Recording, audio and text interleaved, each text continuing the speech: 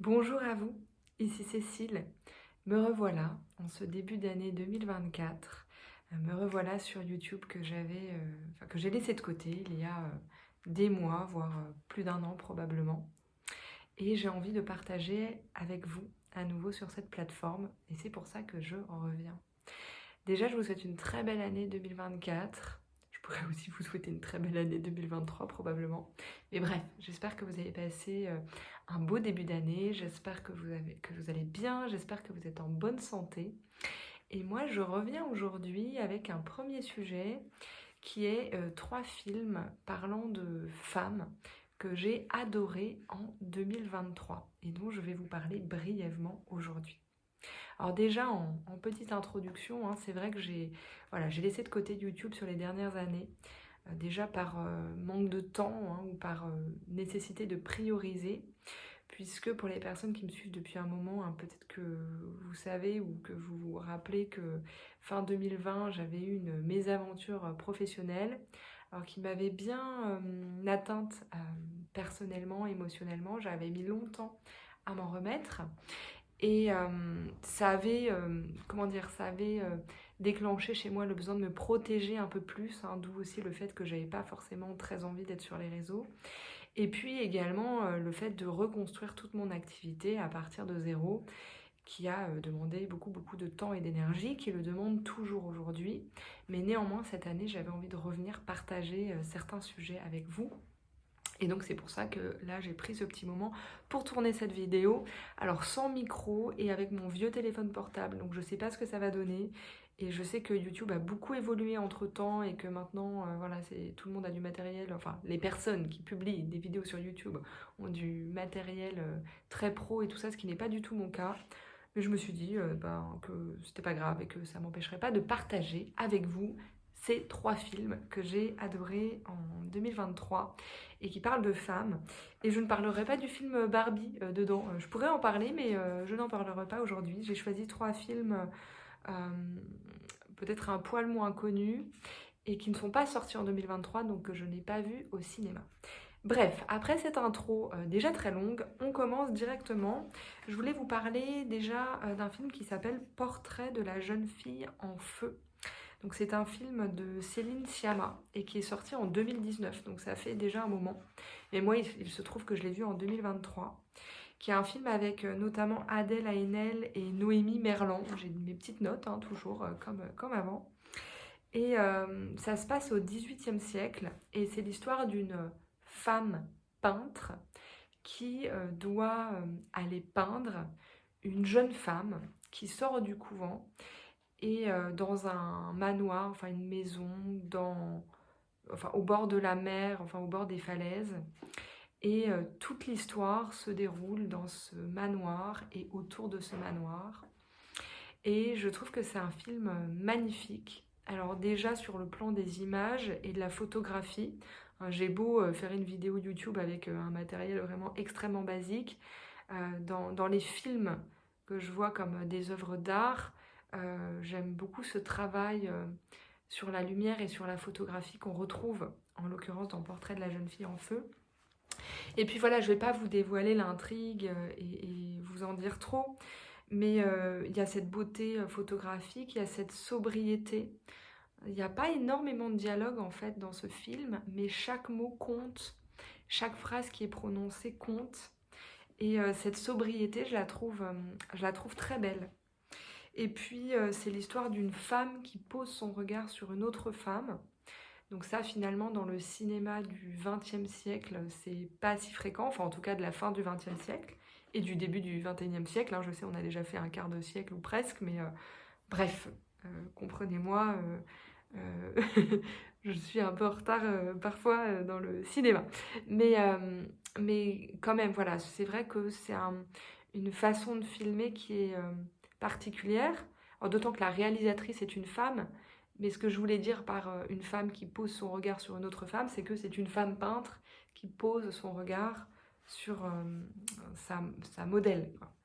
Ça parle aussi de la liberté des femmes, ça parle des choix que l'on fait, parfois quand on n'a pas le choix aussi. il y a une notion d'espoir aussi derrière ce film qui est très forte. Il y a une histoire de force intérieure très grande. Et c'est un film qui est très poétique. Donc je l'ai beaucoup aimé, je vous en dis pas trop, mais voilà, c'est un film que, en tout cas moi, qui m'a marqué et que je conseille. Le second film dont j'ai envie de vous parler, c'est un film qui est encore un peu moins récent. C'est le film Marie-Madeleine. Alors il y a plein de films qui s'appellent comme ça, Marie-Madeleine. Mais là, c'est un film qui s'appelle Marie-Madeleine de 2018, réalisé par Garth Davis, G-A-R-T-H, Davis, D-A-V-I-S, avec Rooney Mara, Joaquin Phoenix, excusez mon accent, hein, je vous le fais à la française, et aussi Tahar Rahim. Et c'est un film que je n'avais jamais regardé, dont j'avais entendu parler, mais que je n'avais jamais regardé parce que, pour tout vous dire, en fait, quand je m'apprête à regarder un film, je regarde les critiques sur le site Allociné. Voilà, je ne suis pas du tout sponsorisée hein, par Allociné, mais voilà, c'est ce que je fais depuis des années. Et en fait, sur ce film-là, globalement, les critiques sont pas très bonnes. En tout cas, la moyenne, puisque ce qu'on voit de prime abord, c'est la moyenne des critiques. Et l'année dernière, je me suis forcée à regarder un peu plus en détail ce genre de choses, parce que finalement, la moyenne, ça veut rien dire. En fait, quasiment tous les films ont une moyenne de 3 sur 5. Mais parce qu'en fait, il y a des journaux qui ont aimé, ou des critiques qui ont aimé, d'autres pas, et des individus qui ont aimé et d'autres pas. Des spectateurs, spectatrices. Et donc, finalement, bah, ça nous dit pas grand-chose, quoi. Surtout qu'en fait, je suis pas sûre d'avoir envie de voir que des films aimés sur le plan de la moyenne. C'est pas très significatif pour moi maintenant. Et puis donc je l'ai regardé finalement et j'ai été frappée par là aussi la beauté absolue de ce film. Hein. Ça revient beaucoup dans ces films qui m'ont marqué, mais c'est vraiment la sensation de regarder des films qui sont une œuvre d'art. Hein. Maintenant où on est un peu nourri de séries et de téléfilms et de trucs en tout genre, mais qui apparaissent vraiment comme des produits. Voilà, quand je vois un film dont j'ai la sensation que c'est une œuvre d'art, bah, ça me fait du bien et je trouve que c'est des films qui nourrissent l'âme aussi. Et donc là, c'est le cas. Hein. Il y a cette beauté incroyable des paysages. On retrouve aussi cette très grande sobriété dans les dialogues, parce que là aussi, il y en a peu. J'ai été marquée par les costumes dans ce film qui sont magnifiques. Alors c'est très simple, hein, c'est des tuniques en lin ou équivalent, mais on voit que la matière est particulière et presque, enfin ça donne envie de les toucher ces vêtements et ces tuniques et c'est ce qu'on imagine être effectivement les vêtements de l'Antiquité. Et donc, et c'est pas flamboyant, c'est juste que c'est touchant j'allais dire de vérité, c'est pas le bon mot, mais en tout cas de justesse. Voilà, c'est touchant de justesse. Et puis, je regarde mes notes en même temps. Je trouve que c'est un point de vue très intéressant sur un petit morceau de la vie de Jésus en tant que personne, de ce qu'il représentait pour les personnes autour de lui à cette époque, hein, qui est, voilà, en fait, à la base, ben, c'était un guérisseur et qui allait de village en village et qui, compte tenu des choses qu'il faisait et de ce dont les gens témoignaient, bah, était de plus en plus suivi par des personnes du coup qui quittaient leur village pour le suivre, qui vivaient très pauvrement, qui vivaient enfin qui dormaient pardon enroulés dans leur châle ou et leur tunique à même le sol. Enfin c'est ça qu'on voit. Et il y a une très grande sobriété, une très grande simplicité, pas de pathos, et on voit là aussi Jésus au travers des yeux de Marie-Madeleine. Alors c'est là aussi un point de vue forcément, mais je le trouve très beau et très fort. Et je trouve que c'est un film qui nourrit vraiment intérieurement. Il n'y a pas de pathos, il n'y a pas le côté tragédie qu'on voit parfois dans des films sur cette époque ou sur son histoire. Il y a à nouveau beaucoup de sobriété, mais ça rend ce film d'autant plus puissant. Parce qu'il n'y a pas de mots forcément toujours nécessaires pour exprimer la spiritualité quelle qu'elle soit. Et donc c'est un film que j'ai trouvé voilà, très beau, très contemplatif. Hein. J'avais vu des critiques qui disaient oui, le rythme, nanana. Oui, c'est sûr que c'est pas une série Netflix où tout est timé avec un truc qui se passe toutes les 2 minutes. C'est un côté très contemplatif, mais à nouveau pour moi c'est une œuvre d'art et qui vient toucher l'âme aussi. Donc voilà, je l'ai beaucoup aimé. Le dernier dont je voulais vous parler, c'est un film qui s'appelle Les sorcières d'Aquelarre. Et c'est un film de 2021 de Pablo Agüero. Et je ne vous cite pas le nom des actrices et acteurs principaux parce que c'est pas des noms que je connaissais, donc ça m'évoque rien. Donc je ne les cite pas, mais je vous laisserai regarder si vous avez envie. Et donc là, ça se passe au XVIIe siècle. Alors, je souris simplement parce que le parallèle avec le film précédent, du coup, je le trouve intéressant, mais le film n'est pas drôle du tout.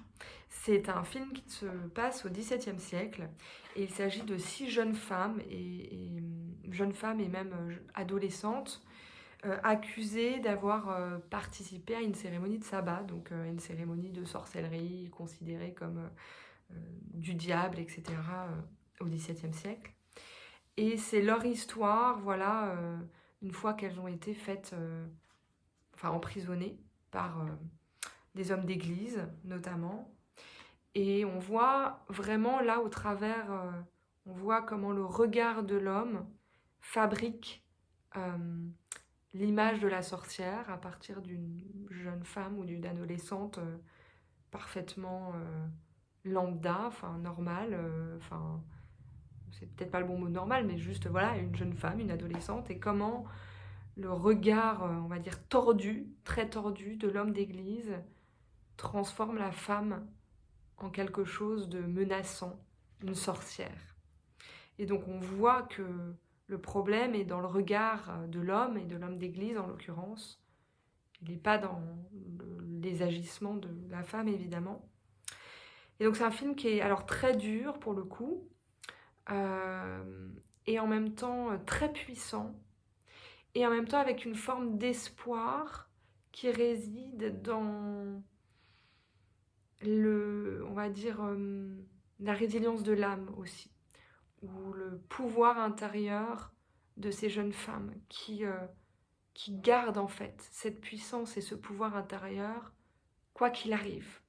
Et le pouvoir pas au sens de quelque chose de coercitif, mais au sens de, comment dire, garder une part de soi qui est maître de soi et de sa destinée, surtout sur ce plan-là.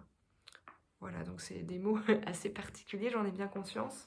Mais voilà, c'est un film que j'ai trouvé très puissant et qui, de ce point de vue-là, de se garder cette flamme intérieure et ce courage infini et cette force intérieure, est aussi porteur d'un certain espoir. Et qui alerte aussi sur le fait que, voilà, souvent, c'est le regard là en l'occurrence de ces hommes, qui, on va dire, comment dire ça de façon juste, voilà, c'est le regard de l'homme qui n'est pas juste justement et qui est le reflet de ses ombres intérieures et qui va mettre à feu et à sang le monde autour de lui en raison de ses ombres intérieures et de ses croyances, on va dire complètement, je vais dire tordu, j'ai pas d'autre mot là tout de suite, c'est pas le bon mot, mais c'est pas grave, j'en trouverai un autre une autre fois. Voilà, donc je voulais vous partager ces 3 films que moi j'ai beaucoup aimés en 2023, qui m'ont beaucoup marqué. Et les 2 premiers vraiment comme des films qui élèvent l'âme, le dernier un film qui nous donne envie de reprendre ce pouvoir intérieur et donne aussi cet espoir, aussi dans les relations qu'on peut avoir les unes avec les autres, et dans cette possibilité de toujours garder cette flamme intérieure, quoi qu'il arrive. Donc je voulais les partager avec vous. Et peut-être que pour cette année, ça peut être, si vous avez besoin d'inspiration pour trouver des films autres qu'une énième série Netflix divertissante, ou sur les autres plateformes de streaming, bien sûr. Et voilà, si vous avez d'autres films que vous avez envie de partager, n'hésitez pas à le faire en commentaire. Et bien sûr, vous pouvez commenter, vous pouvez partager des choses dans l'espace des commentaires, mais toujours dans le respect, toujours dans la bienveillance, à la fois pour le contenu que je vous propose, qui est un contenu personnel, et puis à la fois pour les autres personnes qui commenteront. Je vous souhaite une très belle journée et je vous dis à très vite, puisque voilà, c'est reparti, je reviens et il y a d'autres choses que j'ai envie de partager avec vous. Donc je vous dis à très vite. Ah oui, pardon, il faut dire aussi likez s'il vous plaît, commentez gentiment et puis abonnez-vous si ça vous intéresse ce genre de contenu. À très bientôt.